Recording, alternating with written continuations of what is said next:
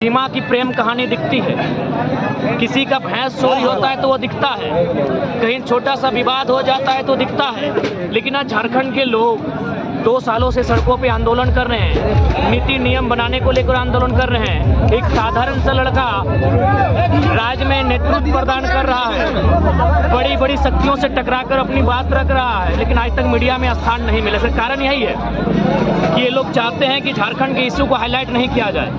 अगर झारखंड के issue highlight होंगे तो उन पे सवाल खड़ा होगा कि किस प्रकार यहाँ दोहन, किस प्रकार यहाँ शोषण, किस प्रकार यहाँ के लोगों का दमन किया जाता है, उत्पीड़न किया जाता है।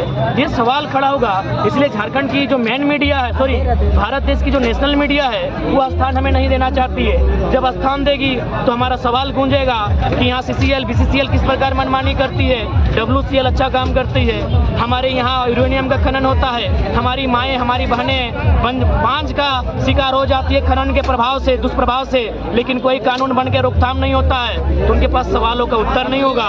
वे नहीं चाहते हैं झारखंड की इशू को हाईलाइट किया जाए और झारखंड के खनिज संपदा में झारखंड के अधिकार बन सके। लूट की मंशा सबकी है, दिल्ली में बैठे तमाम लोगों की, इसलिए लोग कभी नहीं चाहे कि झारखंड की इशू को हाईलाइट किया जाए। अब आप राष्ट्रीय पॉलिटिक्स की ओर जा रहे हैं, लोकसभा चुनाव लड़ने की बात कर रहे हैं, तो 14 लोकसभा है, क्या 14 में भी आपका अपना कैंडिडेट उतारेंगे? देखिए, मैक्सिमम में हमारा कैंडिडेट रहेगा, खासकर उत्तरी छोटा नागपुर में 10 पर सब जगह रहेगा। उत्तरी छोटा नागपुर का सटा हुआ जितना भी क्षेत्र है, कोल्हान है, वहाँ हमारे कैंडिडेट रहेंगे और हम लोग जहाँ जहाँ मजबूत होते जाएंगे वहाँ तक हमारे कैंडिडेट। मेरा फिर से एक सवाल है कि पूरे झारखंड में संथाल परगना की राजनीति एक अलग रोल अदा करती है, लेकिन संथाल परगना की धरती पर आप अपने मजबूती, अपना पकड़ कैसे बनाएंगे? आपके साथ संथाल कम्युनिटी नहीं जुड़ पा रही है। आज के सभा में संथाल से भी बहुत ज़्यादा लोग थे, बहुत सारे वक्ता भी संथाल से थे।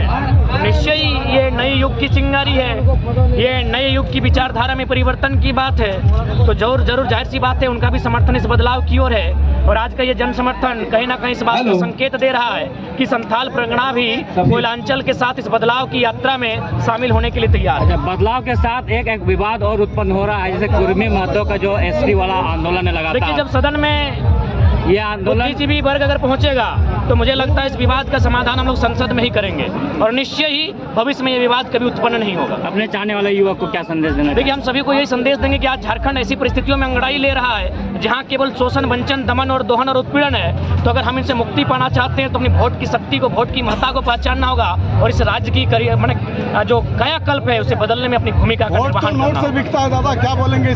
देखिए, मुझे लगता है अब नोट का जो बिकाऊ वोट है वो कहीं ना कहीं बदलाव करेगा।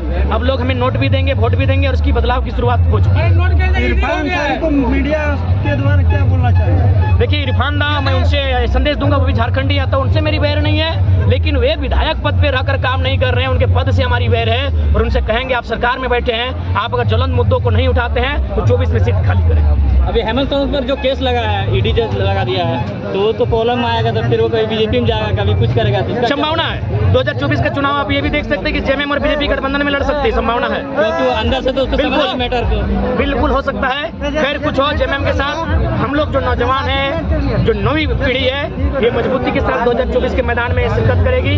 जनता जनार्दन से समर्थन और प्यार की उम्मीद करती है। और एग्जाम वगैरह सब फिर क्या होगा? सीजे वगैरह एग्जाम टाइम पे तो नहीं ले रहा है। देखिए, अगर CM पे संकट आएगा तो एग्जाम पे भी संकट आएगा। तो हम चाहेंगे कि अपने संकट आने से पहले एग्जाम का जो संकट है उसको खत्म करके जाए। बहुत बहुत धन्यवाद।